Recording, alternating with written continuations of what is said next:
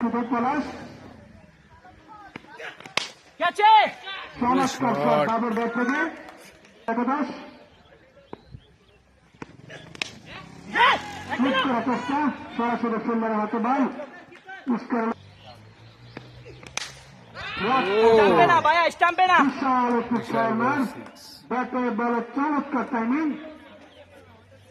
প্রতিদ্বন্দ্বী ভলান্টিয়ার দৌড়াচ্ছে তত ফাস্ট বল করিয়ে নিয়ে আসে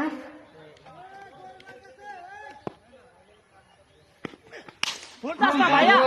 আরেকটি শট সেটাকে আমারও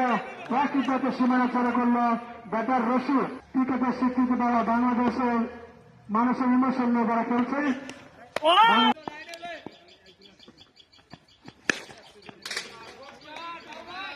তৃতীয় ওভারে খেলা চলছে গেছে বাবু সেটা